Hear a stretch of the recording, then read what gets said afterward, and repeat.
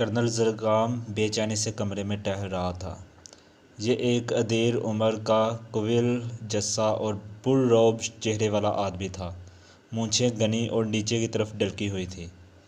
بار بار اپنے شانوں کو اس طرح جنبش دیتا تھا جیسے اسے خدشہ ہو کہ اس کا کوٹ شانوں سے ڈھلک کر نیچے آ جائے گا۔ یہ اس کی بہت پرانی عادت تھی۔ وہ کم از کم ہر 2 منٹ کے بعد اپنے شانوں کو اس طرح ضرور جنبش دیتا تھا۔ اس نے دیوار سے لگے ہوئے کلاک پر تشویش آمیز نظریں ڈالیں اور پھر کھڑکی کے پاس کھڑا ہو گیا۔ تیسرے ہفتے کا چاند دور کی پہاڑیوں کے پیچھے سے ابھر رہا تھا۔ موسم بھی خوشگوار تھا اور منظر بھی انتہائی دلکش، مگر کرنل زرگام کا اضطراب، وہ ان دونوں سے بھی لطف اندوز نہیں ہو سکتا تھا۔ اچانک وہ کسی آہٹ پر چونک کر مڑا۔ دروازے میں اس کی جوان العمر لڑکی صوفیہ کھڑی تھی۔ او ڈیڈی، 10 بج گئے لیکن… ہاں، زرگام کچھ سوچتا ہوا بولا، شاید گاڑی لیٹ ہے۔ وہ کھڑکی کے باہر دیکھنے لگا۔ صوفیہ آگے بڑھی اور اس نے اس کے شانے پر ہاتھ رکھ دیا، لیکن کرنل زرگام بدستور باہر ہی دیکھتا رہا۔ آپ اتنے پریشان کیوں ہیں؟ صوفیہ آہستہ سے بولی۔ اوفو، کرنل زرگام مڑ کر بولا، میں کہتا ہوں کہ آخر تمہاری نظروں میں ان واقعات کی کوئی اہمیت کیوں نہیں؟ میں نے یہ کبھی نہیں کہا، صوفیہ بولی۔ میرا مطلب تو صرف یہ ہے کہ بہت زیادہ تشویش کر کے ذہن کو تھکانے سے کیا فائدہ؟ اب میں اسے کیا کروں کہ ہر لحظہ میری الجھنوں میں اضافہ ہی ہوتا جاتا ہے۔ کیا کوئی نئی بات؟ صوفیہ کے لہجے میں تحیر تھا۔ کیا تم نے کیپٹن فیاض کا تار نہیں پڑھا؟ پڑھا ہے، اور میں اس وقت اسی کے متعلق گفتگو کرنے آئی ہوں۔ تو تم بھی اس کی وجہ سے الجھن میں مبتلا ہو گئی ہو؟ جی ہاں۔ آخر اس کا کیا مطلب ہے؟ انہوں نے لکھا ہے کہ ایک ایسا آدمی بھیج رہا ہوں جس سے آپ لوگ تنگ نہ آ گئے تو کافی فائدہ اٹھا سکیں گے۔ میں کہتی ہوں ایسا آدمی ہی کیوں جس سے ہم تنگ آ جائیں، اور پھر وہ کوئی سرکاری آدمی بھی نہیں ہے۔ بس یہی چیز مجھے بھی الجھن میں ڈالے ہوئے ہے، کرنل زرگام نے کلاک کی طرف دیکھتے ہوئے کہا۔ آخر وہ کس قسم کا آدمی ہے؟ ہم تنگ کیوں آ جائیں گے؟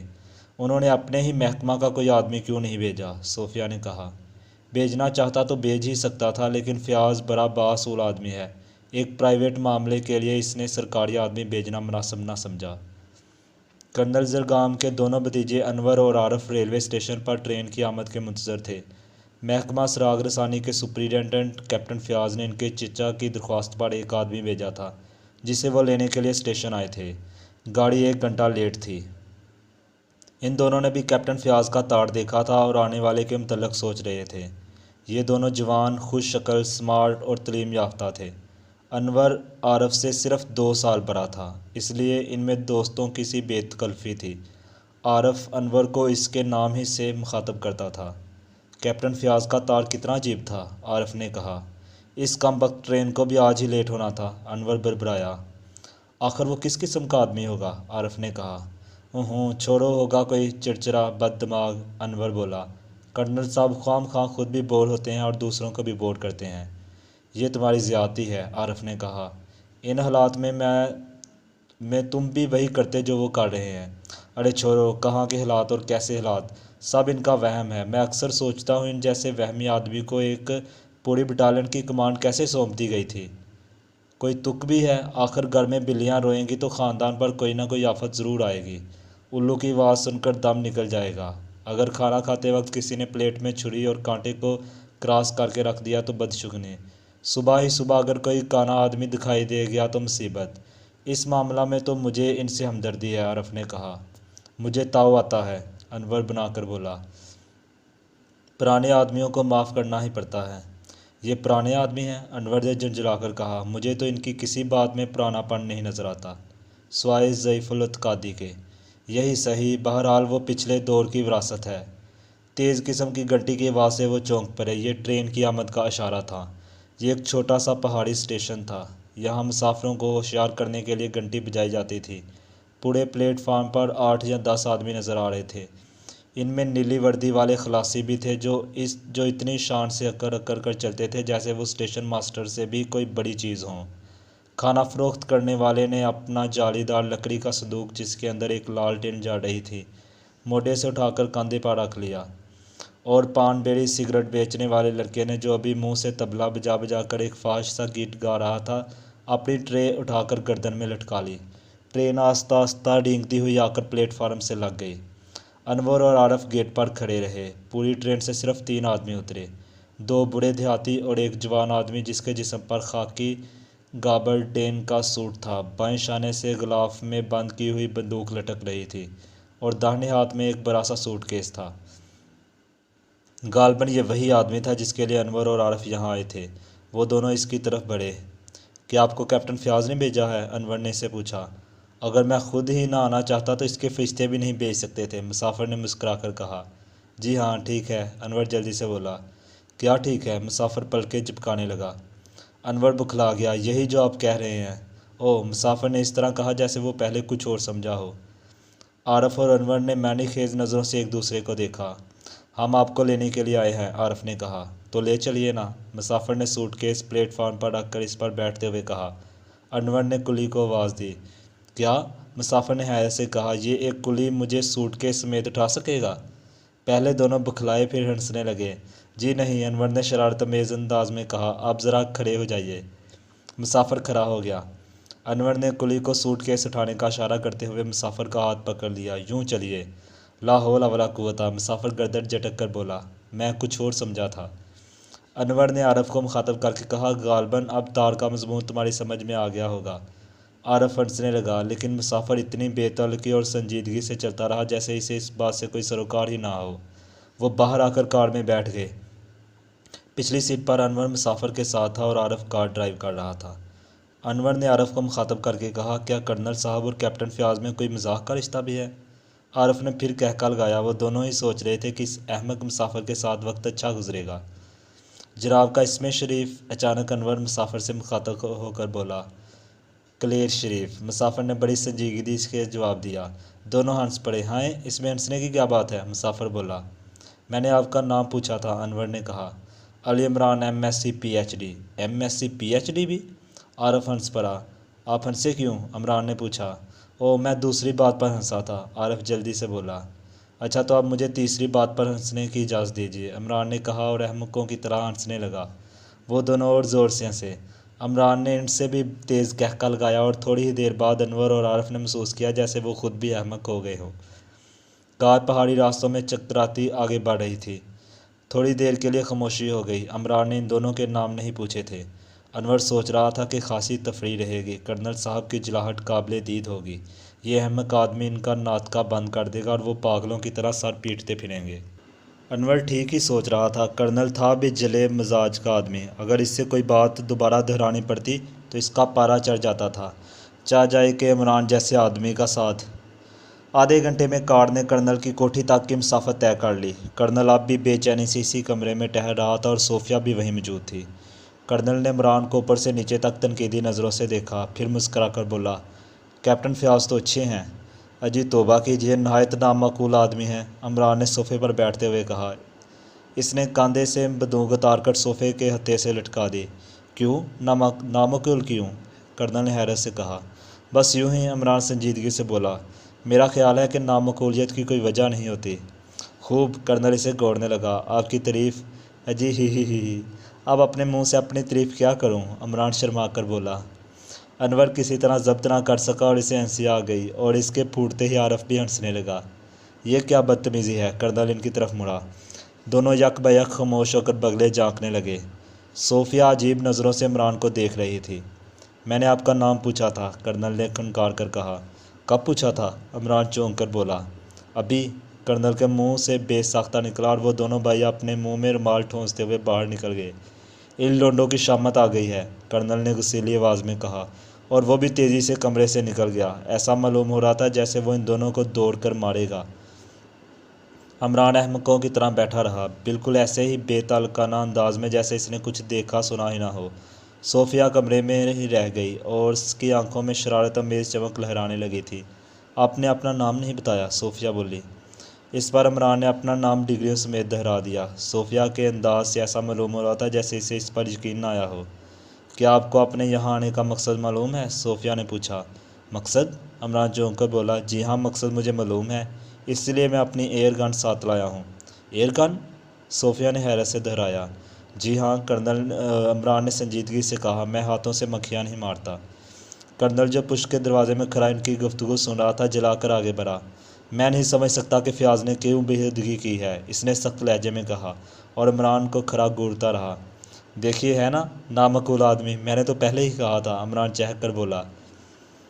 آپ کل پہاڑی گاڑی سے واپس جائیں گے، کرنل نے کہا۔ نہیں، عمران نے سنجیدگی سے کہا، میں 1 ہفتے کا پروگرام بنا کر آیا ہوں۔ جی نہیں، شکریہ، کرنل بیزاری سے بولا۔ میں آدھا معاوضہ دے کر آپ کو رخصت کرنے پر تیار ہوں۔ آدھا معاوضہ کیا ہوگا؟ یہ تو مکھیوں کی تعداد پر منحصر ہے، عمران نے سر ہلا کر کہا۔ ویسے 1 گھنٹے میں 1.5 درجن مکھیاں مارتا ہوں اور بس بس، کرنل ہاتھ اٹھا کر بولا، میرے پاس فضولیات کے لیے وقت نہیں۔ ڈیڈی پلیز، صوفیہ نے جلدی سے کہا، کیا آپ کو تار کا مضمون یاد نہیں؟ کرنل کچھ سوچنے لگا۔ اس کی نظریں عمران کے چہرے پر تھیں جو احمقوں کی طرح بیٹھا پلکیں جھپکا رہا تھا۔ تم ٹھیک کہتی ہو، کرنل بولا۔ اب اس کی نظریں عمران کے چہرے سے ہٹ کر اس کی بندوق پر جم گئی۔ اس نے آگے بڑھ کر بندوق اٹھا لی اور پھر اسے غلاف سے نکالتے ہی بری طرح بفر گیا۔ کیا بہودگی ہے، وہ حلق کے بل چیخا، یہ تو سچ مچ ایئر گن ہے۔ عمران کے اطمینان میں ذرا برابر بھی فرق نہیں آیا۔ اس نے سر ہلا کر کہا، میں کبھی جھوٹ نہیں بولتا۔ کرنل کا پارا اتنا چڑھا کہ اس کی لڑکی سے دھکیلتی ہوئی کمرے سے باہر نکال لے گئی۔ کرنل صوفیہ کے علاوہ کسی کو خاطر میں نہ لاتا تھا۔ اس کی بجائے کسی دوسرے نے یہ حرکت کی ہوتی تو وہ اس کا گلا گھونٹ دیتا۔ ان کے جاتے ہی عمران اس طرح مسکرانے لگا جیسے وہ واقعہ بڑا خوشگوار رہا ہو۔ تھوڑی دیر بعد صوفیہ واپس آئی اور اس نے اس سے دوسرے کمرے میں چلنے کو کہا۔ عمران خاموشی سے اٹھ کر اس کے ساتھ ہو لیا۔ صوفیہ نے بھی اس کے علاوہ اور کوئی بات نہیں کی۔ شاید وہ کمرہ پہلے ہی سے عمران کے لیے تیار رکھا گیا تھا۔ کلاک نے 1 بجایا اور عمران بستر سے اٹھ گیا۔ دروازہ کھول کر باہر نکلا تھا، لیکن کوٹھی کے کسی کمرے کی بھی روشنی نہیں بجھائی گئی تھی۔ برآمدے میں رک کر اس نے آہٹ لی، پھر تیر کی طرح اس کمرے کی طرف بڑھا جہاں کرنل کے خاندان والے اکٹھا تھے۔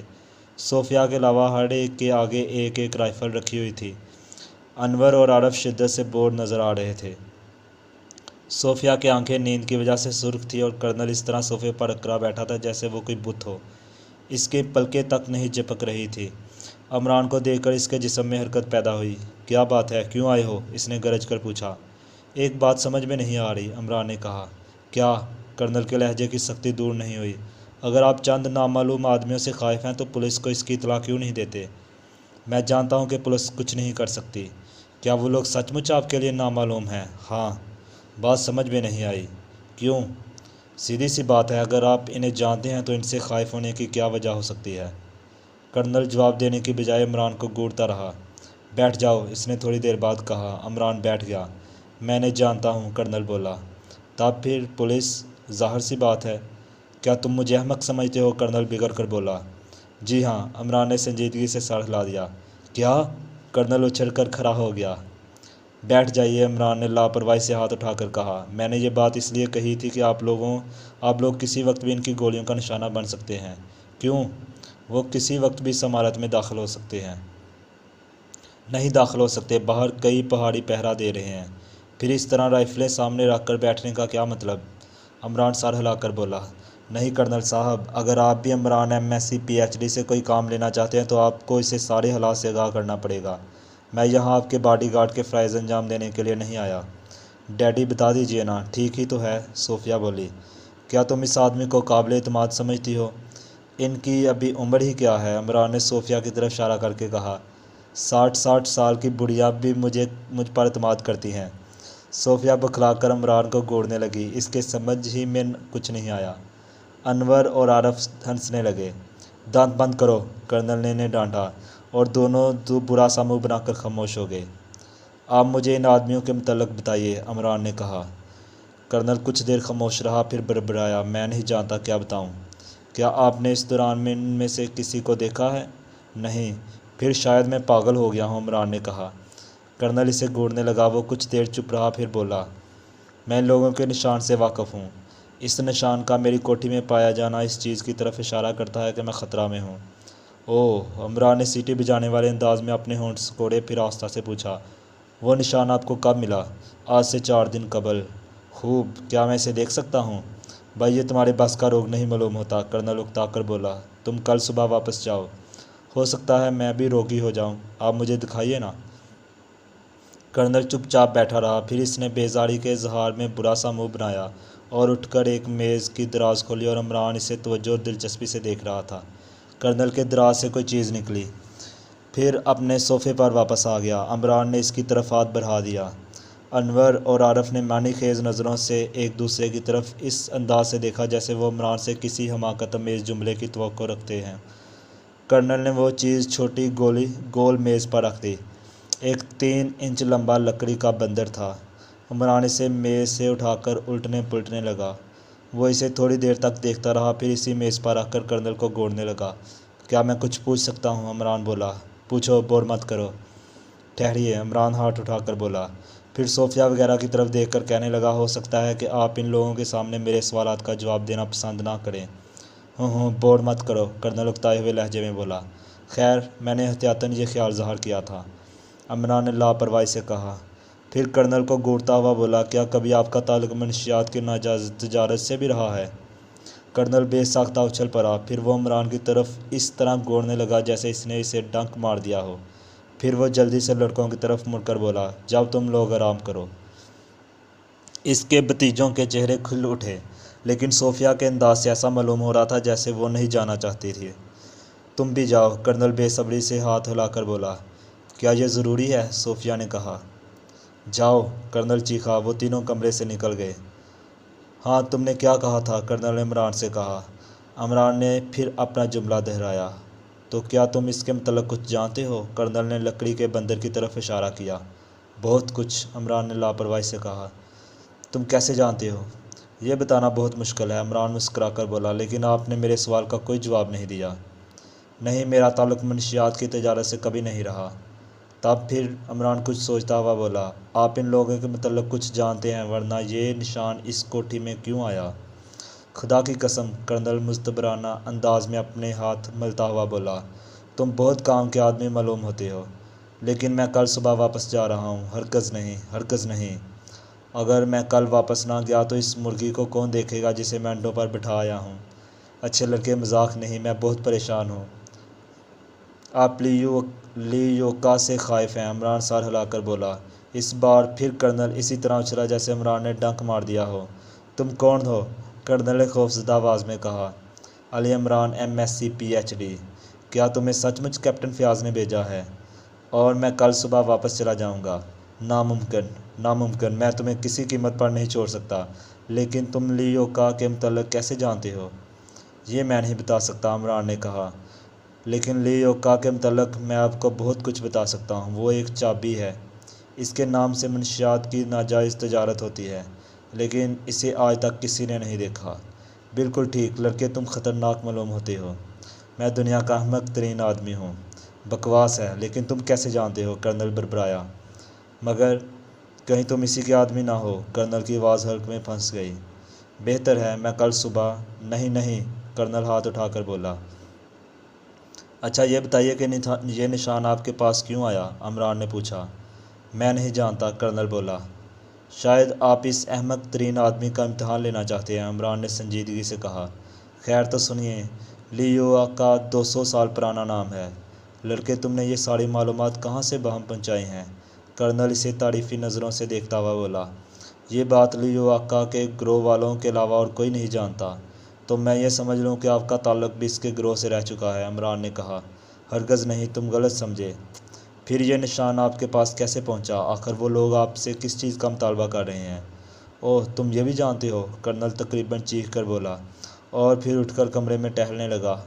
عمران کے ہونٹوں پر شرارت آمیز مسکراہٹ تھی۔ لڑکے، دفعتاً، کرنل ٹہلتے ٹہلتے رک گیا۔ تمہیں ثابت کرنا پڑے گا کہ تم وہی آدمی ہو جسے کیپٹن فیاض نے بھیجا ہے۔ آپ بہت پریشان ہیں، عمران ہنس پڑا۔ میرے پاس فیاض کا خط موجود ہے، لیکن ابھی سے آپ اتنا کیوں پریشان ہیں؟ یہ تو پہلی وارننگ ہے۔ بندر کے بعد سانپ آئے گا۔ اگر آپ نے اس دوران میں بھی ان کا مطالبہ پورا نہ کیا تو پھر وہ مرغ بھیجیں گے اور اس کے دوسرے ہی دن آپ کا صفایا ہو جائے گا۔ آخر وہ کون سا مطالبہ ہے؟ کرنل کچھ نہ بولا۔ اس کا منہ حیرت سے کھلا ہوا تھا اور آنکھیں عمران کے چہرے پر تھیں، لیکن وہ آخرکار اپنے ہونٹوں پر زبان پھیر کر بولا، اتنا کچھ جاننے کے بعد تم اب تک کیسے زندہ ہو؟ محض کوکو کولا کی وجہ سے۔ سنجیدگی، سنجیدگی، کرنل نے بے صبری سے ہاتھ اٹھایا۔ مجھے فیاض کا خط دکھاؤ۔ عمران نے جیب سے خط نکال کر کرنل کی طرف بڑھا دیا۔ کرنل کافی دیر تک اس پر نظر جمائے رہا، پھر عمران کو واپس کرتا ہوا بولا، میں نہیں سمجھ سکتا کہ تم کس قسم کے آدمی ہو۔ میں ہر قسم کا آدمی ہوں، فی الحال آپ میرے متعلق کچھ نہ سوچیے، عمران نے کہا۔ جتنی جلدی آپ مجھے اپنے بارے میں بتا دیں گے اتنا ہی اچھا ہوگا۔ کرنل کے چہرے سے ہچکچاہٹ ظاہر ہو رہی تھی، وہ کچھ نہ بولا۔ اچھا ٹھہریے، عمران کچھ دیر بعد کہا، لیوکا کے آدمی صرف ایک ہی صورت میں اس قسم کی حرکتیں کرتے ہیں۔ وہ ایک ایسا گروہ ہے جو منشیات کی ناجائز تجارت کرتا ہے۔ لیوکا کون ہے یہ کسی کو معلوم نہیں، لیکن تجارت کا سارا نفع اس کو پہنچتا ہے۔ کبھی اس کے بعض ایجنٹ بے ایمانی پر آمادہ ہو جاتے ہیں، وہ لیوکا کے مطالبات نہیں ادا کرتے، اس صورت میں انہیں اس قسم کی وارننگز ملتی ہیں، پہلی دھمکی بندر، دوسری دھمکی سانپ اور تیسری دھمکی مرغ۔ اگر آخری دھمکی کے بعد بھی وہ مطالبات ادا نہیں کرتے تو ان کا خاتمہ کر دیا جاتا ہے۔ تو کیا تم یہ سمجھتے ہو کہ میں لیوکا کا ایجنٹ ہوں؟ کرنل کھنکار کر بولا۔ ایسی صورت میں اور کیا سمجھ سکتا ہوں؟ نہیں، یہ غلط ہے۔ پھر میرا خیال ہے کہ میرے پاس لیوکا کا سراغ ہے، کرنل بڑبڑایا۔ سراغ؟ وہ کس طرح؟ کچھ ایسے کاغذات ہیں جو کسی طرح لیوکا کے لیے مخدوش ثابت ہو سکتے ہیں۔ مخدوش ہونا اور چیز ہے، لیکن سراغ؟ عمران نفی میں سر ہلا کر رہ گیا۔ یہ میرا اپنا خیال ہے۔ آخر آپ نے کس بنا پر یہ رائے قائم کی؟ عمران نے پوچھا۔ یہ بتانا مشکل ہے، ویسے میں ان کاغذات میں سے کچھ کو بالکل ہی نہیں سمجھ سکا۔ لیکن وہ کاغذات آپ کو ملے کہاں سے؟ بہت ہی حیرت انگیز طریقے سے، کرنل سگار سلگاتا ہوا بولا۔ پچھلی جنگ عظیم کے دوران میں ہانگ کانگ میں تھا، وہیں یہ کاغذات میرے ہاتھ لگے، اور یہ حقیقت ہے کہ جس سے مجھے کاغذات ملے وہ مجھے غلط سمجھا تھا۔ ہوا یہ کہ ایک رات میں ہانگ کانگ کے ایک ہوٹل میں کھانا کھا رہا تھا کہ ایک دبلا پتلا چینی آ کر میرے سامنے بیٹھ گیا۔ میں نے محسوس کیا کہ وہ بہت زیادہ خوف زدہ ہے۔ اس کا پورا جسم کانپ رہا تھا۔ اس نے جیب سے ایک بڑا سا لفافہ نکال کر میز کے نیچے سے میرے گھٹنوں پر رکھ دیا اور آہستہ سے بولا، میں خطرے میں ہوں، اسے B410 پہنچا دینا۔ پھر قبل اس کے کہ میں کچھ کہتا وہ تیزی سے باہر نکل گیا۔ بات حیرت انگیز تھی، میں نے چپ چاپ لفافہ جیب میں ڈال لیا۔ میں نے سوچا ممکن ہے وہ چینی ملٹری سیکرٹ سروس کا آدمی رہا ہو اور کچھ اہم کاغذات میری وساطت سے کسی ایسے سیکشن میں پہنچانا چاہتا ہو جس کا نام B14 ہو۔ میں اس وقت اپنی پوری وردی میں تھا۔ ہوٹل سے اپنی قیام گاہ پر واپس آنے کے بعد میں نے لفافہ جیب سے نکالا، وہ سیل کیا ہوا تھا۔ میں نے اسے اسی حالت میں رکھ دیا۔ دوسرے دن میں نے B14 کے متعلق پوچھ گچھ شروع کی، لیکن ملٹری کی سیکرٹ سروس میں اس نام کا کوئی ادارہ نہیں تھا۔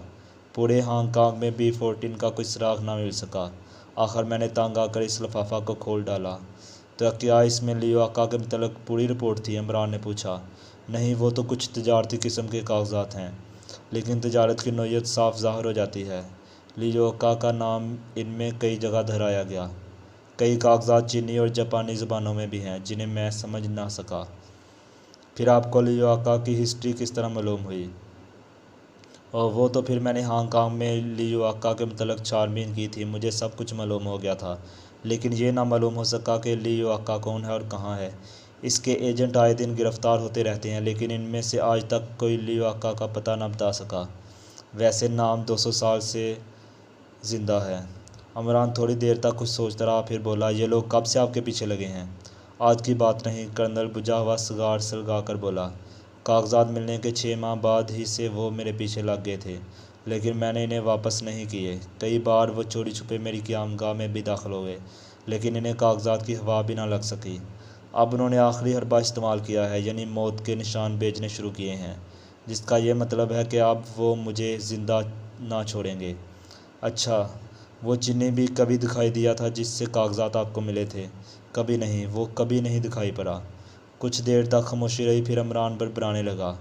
آپ اسی وقت تک زندہ ہے جب تک کاغذات آپ کے قبضے میں ہیں؟ بالکل ٹھیک ہے، کرنل چونک کر بولا، تم واقعی بہت ذہین ہو۔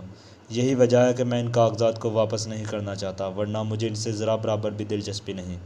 بس یہ سمجھ لو کہ میں نے ایک سانپ کا سر پکڑ رکھا ہے، اگر چھوڑتا ہوں تو وہ پلٹ کر یقیناً ڈس لے گا۔ کیا میں ان کاغذات کو دیکھ سکتا ہوں؟ ہرگز نہیں، تم مجھ سے سانپ کی گرفت ڈھیلی کرنے کو کہہ رہے ہو۔ عمران ہنسنے لگا، پھر اس نے کہا، آپ نے کیپٹن فیاض کو کیوں درمیان میں ڈالا؟ اس کے فرشتوں کو بھی اصل واقعات کی اطلاع نہیں، وہ تو صرف یہ جانتا ہے کہ مجھے کچھ آدمیوں کی طرف سے خطرہ ہے، لیکن میں کسی وجہ سے براہ راست پولیس کو اس معاملے میں دخل دینے کی دعوت نہیں دے سکتا۔ تو آپ مجھے بھی یہ ساری باتیں نہ بتاتے، عمران نے کہا۔ بالکل یہی بات ہے، لیکن تمہارے اندر شیطان کی روح معلوم ہوتی ہے، عمران سنجیدگی سے سر ہلا کر بولا۔ بہرحال آپ نے مجھے بحیثیت باڈی گارڈ طلب فرمایا ہے، میں کسی کو بھی نہ طلب کرتا، یہ سب کچھ صوفیہ نے کیا ہے، اسے حالات کا علم ہے۔ اور آپ کے بھتیجے؟ انہیں کچھ بھی نہیں معلوم۔ آپ نے انہیں کچھ بتایا تو ہوگا ہی، صرف اتنا کہ بعض دشمن میری طاق میں ہیں اور بندر ان کا نشان ہے۔ لیکن اس طرح بڑی رائفلوں کے ساتھ شب بیداری کا کیا مطلب؟